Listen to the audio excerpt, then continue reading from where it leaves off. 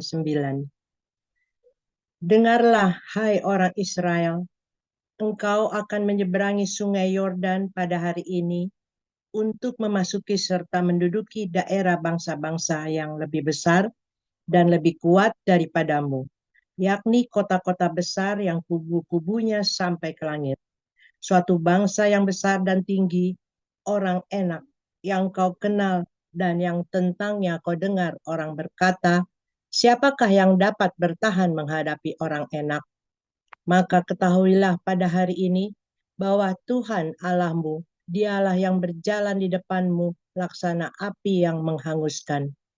Dia akan memunahkan mereka dan dia akan menundukkan mereka di hadapanmu. Demikianlah engkau akan menghalau dan membinasakan mereka dengan segera, seperti yang dijanjikan kepadamu oleh Tuhan. Janganlah engkau berkata dalam hatimu, apabila Tuhan Allahmu telah mengusir mereka dari hadapanmu, karena jasa-jasakulah Tuhan membawa aku masuk menduduki negeri ini. Padahal karena kefasikan bangsa-bangsa itulah Tuhan menghalau mereka dari hadapanmu. Bukan karena jasa-jasamu atau karena kebenaran hatimu engkau masuk menduduki negeri mereka, tetapi karena kefasikan bangsa-bangsa itulah Tuhan Allahmu menghalau mereka dari hadapanmu, dan supaya Tuhan menepati janji yang diikrarkannya dengan sumpah kepada nenek moyangmu, yakni Abraham, Ishak, dan Yakub.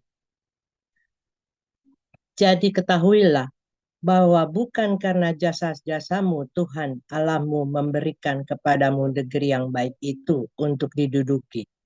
Sesungguhnya engkau bangsa yang tegar tengkuk. Ingatlah, janganlah lupa bahwa engkau sudah membuat Tuhan Allahmu gusar di padang gurun.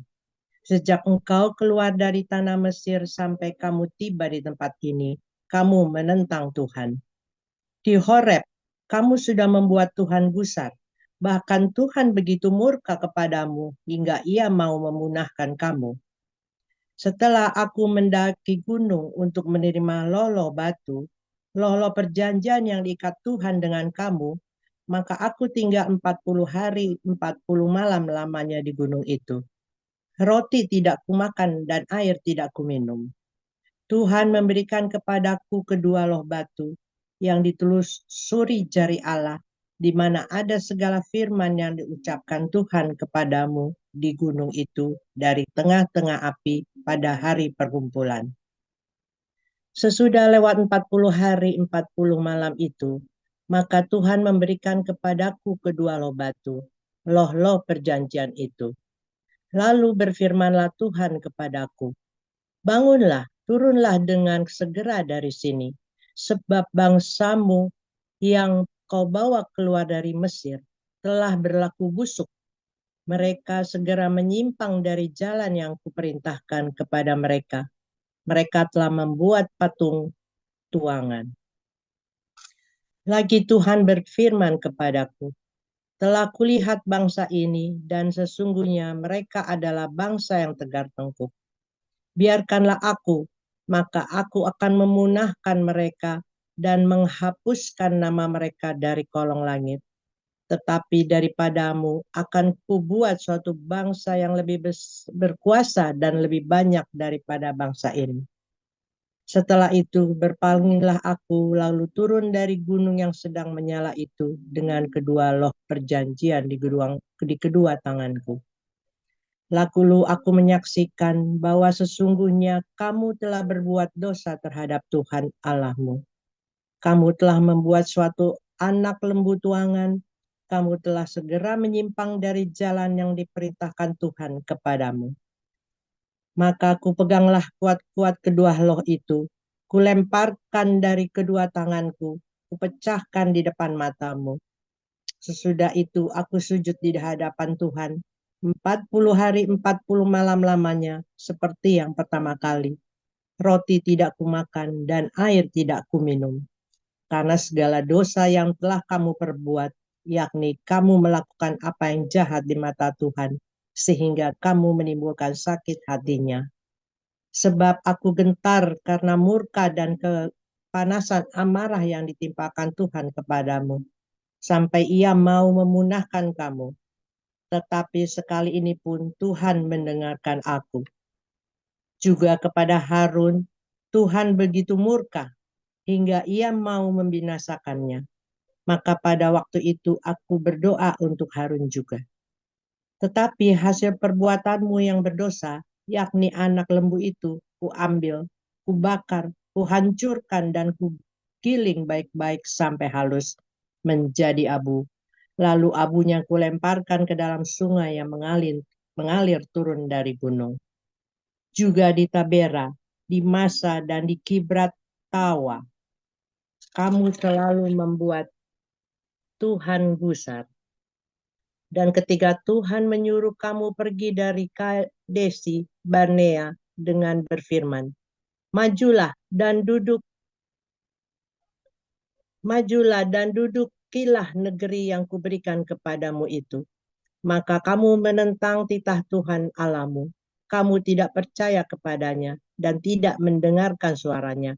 Bahkan kamu menentang Tuhan sejak aku mengenal kamu. Maka aku sujud di hadapan Tuhan 40 hari 40 malam lamanya aku sujud. Karena Tuhan telah berfirman akan memunahkan kamu. Dan aku berdoa kepada Tuhan. Kataku, ya Tuhan Allah, janganlah musnahkan umat milikmu sendiri, yang kau tebus dengan kebesaranmu, dan yang kau bawa keluar dari Mesir dengan tangan yang kuat. Ingatlah kepada hamba-hambamu, kepada Abraham, Ishak, dan Yakub.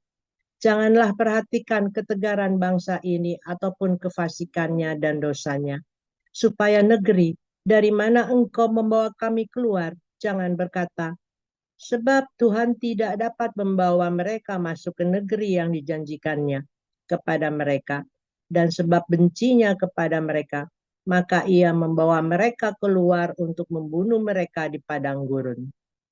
Bukankah mereka itu umat milikmu sendiri yang kau bawa keluar dengan kekuatanmu yang besar dan dengan lenganmu yang teracung? Efesus pasal 6. Hai anak-anak, taatilah orang tuamu di dalam Tuhan, karena haruslah demikian. Hormatilah ayahmu dan ibumu. Ini adalah suatu perintah yang penting seperti yang nyata dari janji ini, supaya kamu berbahagia dan panjang umurmu di bumi.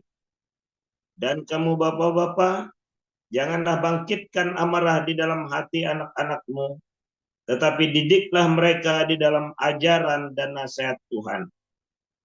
Hai hamba-hamba, taatilah Tuhanmu yang di dunia dengan takut dan gentar, dan dengan tulus hati, sama seperti kamu taat kepada Kristus. Jangan hanya di hadapan mereka saja untuk menyenangkan hati orang, tetapi sebagai hamba-hamba Kristus yang dengan segenap hati melakukan kehendak Allah, dan yang dengan rela menjalankan pelayanannya seperti orang-orang yang melayani Tuhan dan bukan manusia.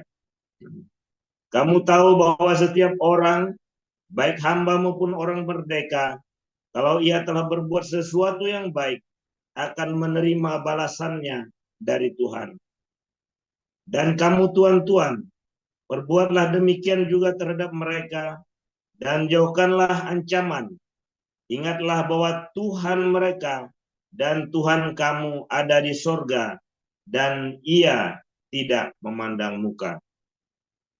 Akhirnya hendaklah kamu kuat di dalam Tuhan, di dalam kekuatan kuasanya.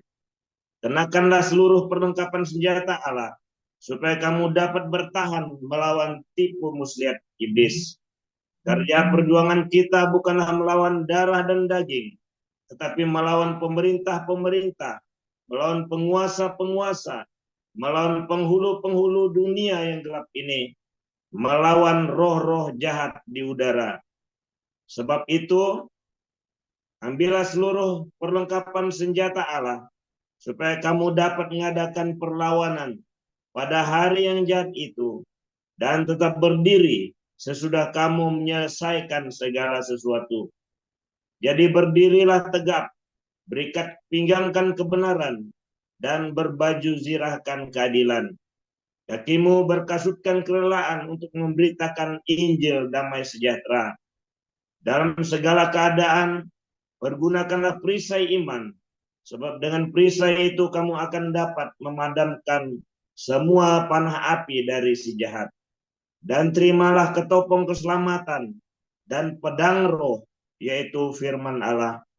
Dalam segala doa dan permohonan, berdoalah setiap waktu di dalam roh, dan berjaga-jagalah di dalam doamu itu dengan permohonan yang tak putus-putusnya untuk segala orang kudus. Juga untuk aku, supaya kepadaku jika aku membuka mulutku, dikaruniakan perkataan yang benar, agar dengan keberanian aku memberitakan rahasia Injil, yang kulayani sebagai utusan yang dipenjarakan. Berdoalah supaya dengan keberanian aku menyatakan sebagaimana seharusnya aku berbicara, supaya kamu juga mengetahui keadaan dan hal ikhwalku. Maka Tikhikus, saudara kita yang kekasih dan pelayan yang setia di dalam Tuhan, akan memberitahukan semuanya kepada kamu. Dengan maksud inilah ia kusuruh kepadamu, yaitu supaya kamu tahu hal ikhwal kami, dan supaya ia menghibur hatimu. Damai sejahtera dan kasih dengan iman dari Allah Bapa dan dari Tuhan Yesus Kristus menyertai sekalian saudara. Kasih karunia menyertai semua orang yang mengasihi Tuhan kita Yesus Kristus dengan kasih yang tidak binasa. Haleluya, firman Tuhan selalu baru setiap hari ketika kita menantikan Tuhan dengan penuh cinta, dengan pengharapan yang teguh, jangan goyang, dengan hati yang tulus ya. Selalu ingat-ingat ya saudara ya, supaya Anda tiap hari ikut doa pagi menang hidupnya ya, jangan kalah terus ya. Anda berkemenangan ketika Anda ikut doa di sini ya. Anda bisa menikmati kemenangan dari surga ya. Saudara, ketika kita ya datang pada Tuhan dengan sungguh-sungguh ya, Tuhan tidak akan menutup dirinya darimu. Yang penting hatimu tulus, hatinya tulus, yang benar, yang lurus ya. Dan tiap hari 2 tahun di sini Anda nanti akan mendapat terobosan, kemenangan. Kalau Anda tidak mendapat terobosan, berarti ada yang salah denganmu, pasti. Ya, Anda boleh telepon saya, berarti ada yang salah. Nanti saya kasih tahu salahnya di mana. Beberapa saya omelin. Tapi kalau sadar, kamu akan dapat terobosan. Kalau tidak sadar, kamu mau yela-yela, ya terserah. Yang saya ngomong semuanya sudah saya lewatin. Ya, apa yang saya beritakan kepada Anda, saya ajarkan kepada Anda tiap hari, itu saya sudah lewatin ya, dan saya sudah buktikan, saya lakukan, saya kasih contoh di depan mata Anda sendiri, bahkan ya, saya kasih contoh di depan mata Anda sendiri setiap hari. Wah, coba kurang apa lagi saudara, kurang apa lagi ya. Nah, hari ini rahasia tanah Kanaan ya saudara.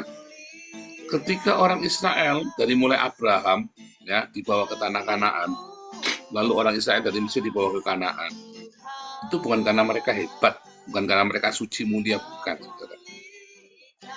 Tanah Kanaan adalah tanah tempat yang luar biasa strategis, dan kalau orang Cina bilang itu hokinya bagus, di belakang gunung, di depan laut saudara ya. Tanah Kanaan itu belakangnya gunung, depannya laut, saudara. Ya, laut Mediteran, belakangnya itu pegunungan Petra. Ya. Turun itu langsung laut. Makanya itu tanah hoki, saudara ya. Siapapun yang tinggal di situ, asal rajin bekerja, pasti beruntung. Tanah tersebut tidak mudah diserang dari mana-mana. Kenapa? Karena itu gunungan, nggak bisa nyerangnya gimana, saudara? Tidak mudah. melebarkan pasukan di sana. Ya, seberang di utaranya ada sungai, 2 sungai lagi ya. Nah, di sebelah kesininya baru bisa tuh tapi itu padang gurun, Sinai. Ada, jadi itu tanah yang benar-benar bagus, ya. Sehingga Anda bisa mengatur pertanian itu. Ya, dulu udah pernah saya cerita ya, orang Israel itu bisa mengatur pertaniannya, musimnya, pertaniannya. Kenapa? Karena terisolasi dia, belakang gunung, depan laut. Dia bisa bikin masa gerak. Setiap 7 tahun mereka bisa berhenti, bisa memutuskan semua hama tanaman dan semua penyakit tanaman. Selama 1 tahun berhenti, dan selama 7 tahun kali 7, 7 tahun yang ke-7 mereka bisa berhenti. 7 tahun itu semua hama tanaman, penyakit tanaman berhenti. Mereka nanam lagi akan subur sekali. Ya, itu hebat sekali sistem pertanian itu ya. Kalau saya dulu belajar ya di agroteknologi saya kan, saya belajar itu namanya masa bera. Di Indonesia gagal, nggak bisa. Kenapa? 1, orang nggak disiplin, 2, nggak terisolasi, bablas. 1 di sana nanam apa, sini nanam apa, perang, hamanya pindah. Di sini kita lagi masa bera, hamanya pindah sana. Begitu kita berhenti, hamanya balik lagi. Penyakitnya juga begitu, terlindih sama air, ngikutin alurannya air. Apalagi sering banjir. Itu yang terjadi ya, bedanya Indonesia yang subur tapi nggak makmur dengan Israel ya, yang subur dan makmur penuh dengan susu dan madu. Tetapi rahasia di tanah Kanaan, kamu harus kerja. Kalau tidak dikerjakan nggak bisa. Indonesia kamu nggak perlu kerja, sehingga di Indonesia banyak orang malas karena kamu tanam tongkat bisa tumbuh, tapi nggak akan maksimal. Di Israel semua buah yang termanis, yang baik di dunia ada di Israel. Anda pergi ke pasar di Israel, ya, nggak usah ke supermarket, di pasar saja itu loh. Di Haifa itu kan ada pasar Haifa itu bawah itu, ya saya lupa nama jalannya, di pasar ya, turun ya, itu benar-benar pasar ya, kayak pasar pagi begitu, kayak pasar basah gitu, becek gitu ya. Anda beli buah sembarang saja, beli tomat, beli pisang, beli buah, jeruk, apel, anggur, pasti manis, ya. Nggak usah ngecek, nggak usah apa, ambil aja beli, pasti manis, jamin itu ya. Saya kan sering beli di sana kan, pasar itu ya. Kalau belanja, aduh bawangnya itu enak sekali ya, tajam ya, cabai apa segala macam semua, Anda beli apa-apa itu selalu yang terbaik ya. Saya nggak ada di sana, nggak ada cabai rawit. Ya, saya nggak ada cabai rawit aja itu. Saya belum tahu tempatnya cabai rawit di mana. Tapi itu luar biasa, saudara. Nah, daging babi itu nggak ada cacingnya, saudara ya. Daging babi pun nggak ada cacingnya. Karena babi di Israel itu tidak boleh di bawah, harus di atas, ya, ternaknya ya. Daging apa saja, nggak ada antrak apa segala macam, nggak ada. Nggak kayak di Indonesia, dikit-dikit antrak, cacing pita semua. Sapi aja cacing pitanya banyak di Indonesia. Itu tempat terbaik, saudara. Tapi kamu harus kerja di tanah Kanaan. Harus bekerja, ya. Kamu harus kerjakan. Kamu harus rajin di sana. Kalau nggak rajin, kamu nggak bisa, ya. Karena itu memang kodratnya manusia. Itulah sebabnya orang Israel itu pintar dan rajin bekerja. Nggak ada kamu ketemu orang Yahudi malas, itu nggak akan ketemu, saudara. Anda tidak akan menemukan satupun orang Yahudi malas-malasan, tidur-tiduran, itu malas, itu nggak ada. Tidak ada ceritanya orang Yahudi malas, itu nggak ada. Ya, semua orang Yahudi itu pekerja keras dan cinta keluarganya. Ya, dan mereka monogami, ya, cinta keluarganya dan monogami. Bisa ada yang bercerai karena diperbolehkan kan, tapi mereka monogami. Dan mereka cinta keluarga. Ya, perceraian itu aib bagi orang Yahudi ya. Jadi mereka nggak bisa sembarangan cerai ya. Hukumnya keras sekali. Kamu bisa dimiskinkan kayak di Belanda sama ya. Kamu cerai, istrimu nuntut macam-macam, kamu bisa miskin itu, saudara. Nah, saudara. Namun apa yang membuat Anda bisa tinggal di tanah Kanaan? Oh sebentar, kenapa kita harus rajin bekerja, harus kerja keras? Sebab kalau kamu tidak bekerja keras dan kamu makan kayak di Indonesia, penyakitmu banyak. Makanya orang Indonesia itu banyak penyakitan. dibanding dengan Eropa atau dibanding dengan apalagi Yahudi. Bukan kita memuliakan orang Yahudi, ini sama saja. Orang Yahudi dengan kita sama saja, ya. Hanya ya iklimnya, ya, orang Belanda, orang Israel, kamu tidak mungkin tidak bekerja. Kedinginan mati kamu di rumah kalau tidak punya api, kalau tidak punya kayu di rumah. Ya, orang Belanda, orang di Eropa itu setiap musim dingin mereka punya kayu di rumahnya. Kalau mau gasnya murah, bayarnya ya gas itu mahal ya. Saya sebulan bayar 250 euro sebulan ya gasnya ya. Untuk berempat itu kita bayar 250 euro, berarti berapa? 4 juta. Itu saja termasuk murah, saudara ya. Nah, saudara, kalau mau murah, maka saya bikin tungku pakai kayu, ya. Saya kudu nyari kayu. Kudu bawain kayu, nggak ada tukang kayu lewat, kayu nggak ada, saudara. Anda kudu pergi cari ke sana perkebunan, cari ngangkut kayu sendiri, Anda kudu belah sendiri, masuk sini, ya. Bahwa ditata yang rapi, mereka punya tempat ini buat tunggu, ya. Iklimnya, tapi kalau kamu kerjakan pasti sukses, pasti berhasil. Di Belanda itu, waduh, saudara, eksportir pertanian, salah satu eksportir yang terbaik ya di dunia. Nah, Indonesia mau ekspor apa? Padahal katanya tongkat pun bisa tumbuh. Nah, tanahnya terkutuk di Indonesia itu. Di Israel, di Belanda, sukses, saudara ya. Kamu lihat greenhouse di mana-mana. Belanda biar musim dingin bisa nanam tomat. Ada greenhouse di mana-mana. Ya, luar biasa. Saya bukan memuji-muji, saya bukan orang yang mulia, bukan. Tetapi iklimnya dia membuat orang itu harus rajin. Nah, rajin beku di dalam, beku di rumah. Ada pemanasnya, itu ada temennya Miracle, anak saya itu ya. Orang tuanya kan imigran ya, dia kan imigran juga dari Syria. Orang tuanya malas, nggak mau kerja. Anaknya 7, saudara. Hidupnya dari apa namanya, dari outkering itu ya. Lumayan dapatnya, kalau dari outkering itu bisa 2.000, 3.000 itu, saudara ya. Anaknya 7. Tapi ajaib ya, bisa nggak ada heaternya rumahnya, ternyata listriknya beberapa bulan nggak dibayar, diputus. Akhirnya dia nggak ada, ya kedinginan di dalamnya. Kasihan katanya, dia balik kedinginan. Hah? Saya sampai bingung ya, diceritain. Bisa, saudara, kan nggak mau kerja, males. Harusnya kan dia bisa kan, dia beli tungku, dibikin itu ya, pakai kayu, itu saja males, ya biasa di Arab, nggak bisa nggak cari kayu bakar, sekarang disuruh cari kayu bakar, ini mumet, saudara. Ya, nah, Anda sekarang kalau di Indonesia, Anda nggak perlu kerja, ya kan? Anda sedikit bekerja, banyak orang baik yang suka ngasih, mendingan minta-minta. Nah, disitulah masalahmu, saudara. Kalau kamu makan terus tidak bekerja, kamu sakitnya banyak nanti. Ajaib ya. Kenapa orang Israel umurnya panjang? Kenapa orang Belanda umurnya panjang? Karena mereka bekerja.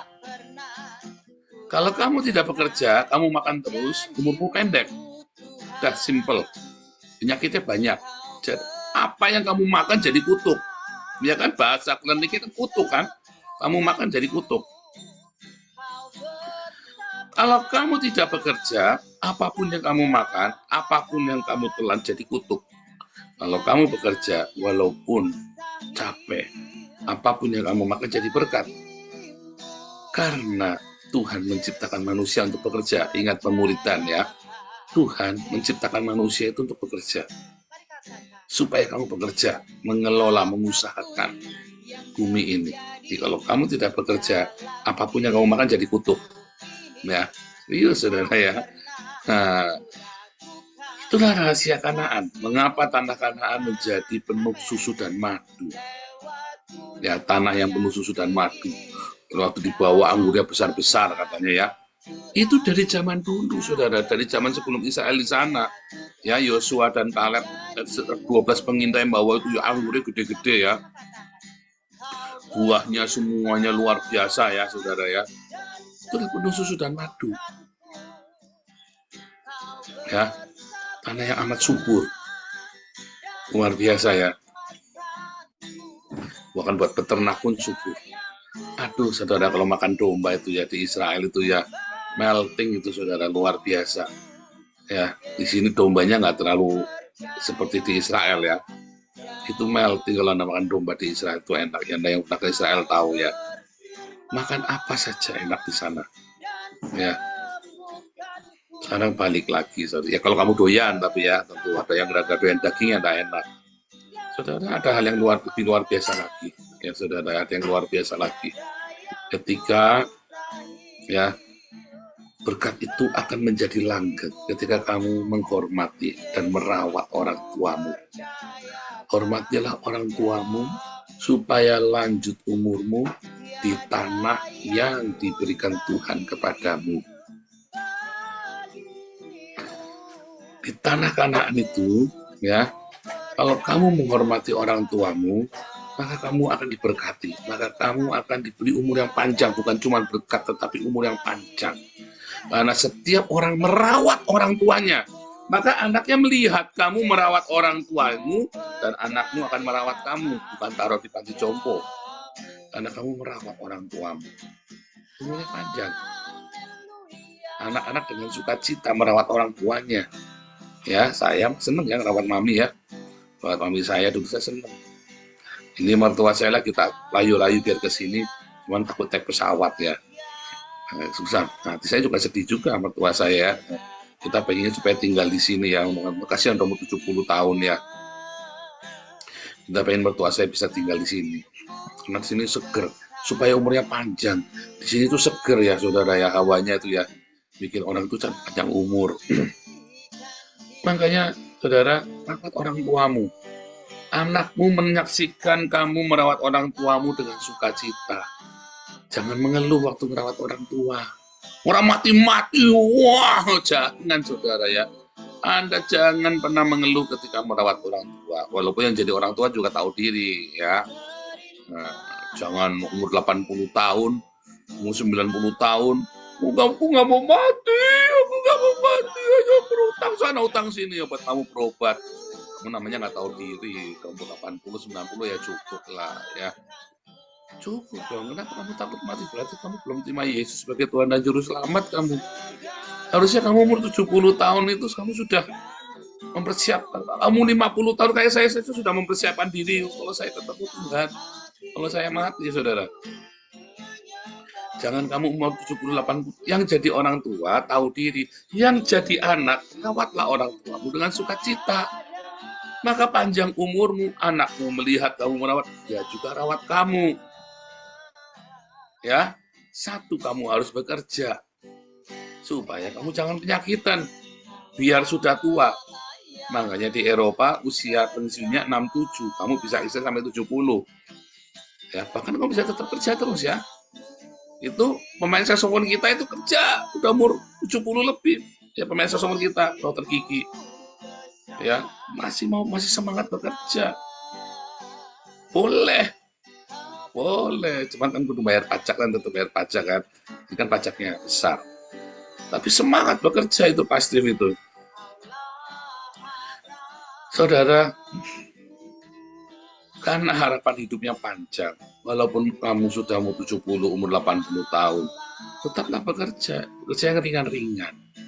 Jangan sampai nganggur di rumah enak-enakan. Bekerja itu apa saudara? Bisa bentuk pelayanan di gereja. Dalam organisasi kekristenan di yayasan kita, itu Bu Ida kemarin. Duh Pak, saya usianya sudah 70 loh. Layani Tuhan, lagi ayo Bu Ida. Ya kan, Bu Ida sama Bu Cinta itu kan, jadi koordinator untuk besuk ya kan, kunjungan, dibagi wilayah. Nanti sehat, ya nanti energik, senang, ya mendoakan, berguna hidupnya. Itu juga pekerjaan, kamu jadi tim besuk. Pak Yance itu ya dijemput sama Apeng, ayo kita besuk. Pak Yance itu tetap itu ya, itu bekerja saudara. Jangan nganggur kamu udah biar bisa tua-tua itu malas-malasan di rumah. Cepat pikun kamu nyusahin anaknya kamu nanti. Tetap semangat di rumah ngerjain, masak apa segala macam. Jangan malas, jangan manja. Ya, kalau pengen umurnya panjang, orang tua yang rajin, anak-anaknya juga merawat, yang jadi anak tahu diri. Kamu pengen usiamu juga panjang, lanjut umurmu, kamu rawat orang tuamu supaya kamu juga anakmu melihat teladan dari, ya. Rahasia ketiga, saudara, Anda bisa tinggal di tanah Kanaan, di tanah perjanjian, itu bukan karena jasamu, saudara. Ya, hari ini saya ada di tanah Kanaan saya di Belanda. Belanda ini adalah tanah perjanjian saya, saudara, ya. Tanah yang Tuhan janjikan buat saya, ya, Belanda ini. Di sini, makanya saya tetap menghormati orang tua. Ya, sebelum saya berangkat, saya sujud 12 kali, saya sujud 12 kali sama mami saya. Saya tahu saya nggak akan ketemu lagi. Nyaris ya, sebetulnya mami waktu itu sudah mau saya ajak kemari. Ya, Pastor Daniel Alexander sudah mau, udah nanti apa janjian, udah janjian, saudara, ya. Enggak, kurang sedikit lagi enggak nyampe ya, saudara, ya. Padahal saya yakin kalau mami itu nyampe ke Belanda umurnya panjang itu. Mana nyampe ya. Ya sudah, perjuangan kami cuma sampai seperti kita sudah usahakan. Ya. Terawat, saya nggak bisa ngerawat fisik saya kirim uang, saudara.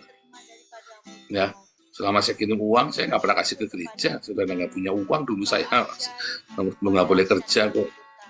Ya, saya kirim uang dari yang saya punya apa adanya, kita bagi sisa, terus kita selalu sisihkan buat kita kirim ke Indonesia. Jangan kasih ke gereja dulu, kasih ke mama saya dulu. Kamu rawat orang tuamu dulu, jangan kasih ke gereja, jangan kasih ke yayasan, jangan kasih ke saya. Orang tuamu dulu kamu rawat yang benar. Kalau orang tuamu sudah kamu rawat, baru kamu kasih untuk layanan, untuk saya kirim uang supaya Pak Pauli hidupnya makannya bisa makan domba, daging domba terus tiap minggu misalnya. Supaya pakaiannya jangan beli bekas. Boleh, saudara, tapi kamu rawat orang tuamu dulu dan anak-anakmu yang benar. Ya, nah, saudara, di tanah Kanaan itu bukan karena jasa saya di Belanda, ini bukan karena jasa saya. Ya, tapi Tuhan bilang apa? Karena orang-orang itu jahat. Waktu dia di tanah Kanaan itu ya, diusir sama Tuhan. Kalau kamu hidupnya tidak benar, kalau kamu jahat, kamu tidak berkenan sama Tuhan, kamu kan dihalau dari tanah Kanaan, saudara. Kamu itu bisa masuk tanah Kanaan karena ada tanah Kanaan itu, ya, artinya dihuni oleh orang yang tidak benar. Artinya apa, saudara? Artinya ada orang-orang yang jahat sama kamu, ya. Orang-orang ini ngerebut harta milikmu, saudara. Orang-orang ini kurang ajar sama kamu, tapi kamu lepaskan pengampunan, ya. Kamu tuh sebenarnya sedang menjarah dia, saudara. Ketika kamu lepaskan pengampunan, kamu sedang menjarah berkat-berkatnya dia, ya. Dan banyak sekali berkat-berkat itu akan dilimpahkan kepadamu. Makanya firman Tuhan juga berkata, berbahagialah orang yang rendah hati, karena dia akan mewarisi bumi, hal-hal yang jasmania. Makanya jadi orang itu jangan belagu. Lagi kerja kesenggol dikit sama atasannya, nggak usah ngamuk, nggak usah tersinggungan, bertahan di situ. Pani bosnya kurang ajar, kecuali kamu mau dilecehkan secara seksual, kecuali kamu dilecehkan secara seksual, kecuali kamu disuruh pindah jadi Islam, kamu keluar saja. Tetapi kalau selama kamu tidak disuruh pindah agama, selama kamu tidak dilecehkan secara seksual atau kamu dipukul, dikebukin, bertahan di situ. Kan cuman omongan saja, nggak usah kamu tersinggungan, jengkel, nggak usah marah-marah, tetap rendah hati. Apa itu rendah hati? Kamu rendah hati beda sama orang menjilat. Kalau menjilat itu, ya, kamu sama bosmu ketakutan. Siapa di sini kalau sama orang Islam ketakutan, tapi sama gereja Anda midak-midak, saudara. Sama sesama orang Kristen kamu nginjak-nginjak, tapi sama orang Islam ketakutan. Nah, itu namanya bukan rendah hati. Itu mengasihi orang Islam gundulmu peang. Itu namanya kamu pecundang.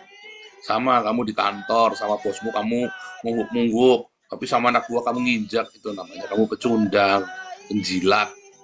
Tapi kalau sama atasanmu kamu rendah hati, sama anak buah kamu juga memperlakukan dengan baik. Itu namanya kasih. Itu namanya rendah hati. Kan gampang kan? Kamu di sini ajar yang simpel-simpel, saudara ya. Yang udah itu ciri khas. Nah, sama atasan kamu merendah, sama anak buah kamu tetap ngajeni, kamu melakukan dengan layak, jangan kamu injak. Itulah rendah hati. Kan kelihatan kalau di kantor kamu rendah hati, apa kamu pecundang atau kamu penjilat, ya kan? Oh, sama orang Kristen juga sama. Kalau gereja, ya kan? Gereja sama sesama orang Kristen, kamu nginjak, kamu berani maki-maki. Tapi sama orang Islam kamu terkencing-kencing, terbirit-birit kayak Gilbert. Itu namanya bukan cinta, tapi kamu pecundang, penjilat. Bukan cinta. Kalau cinta itu kamu berani serbu orang Islam, kamu lawan itu orang Islam, dan kamu tetap mengasihi gereja. Kamu bela rekan-rekan sesama Kristen. Kayak saya. Loh, mengaku iya, memang iya. Teladanilah saya seperti saya meneladani Yesus. Teladani salah ya? Ikutlah teladan saya seperti saya meneladani Kristus.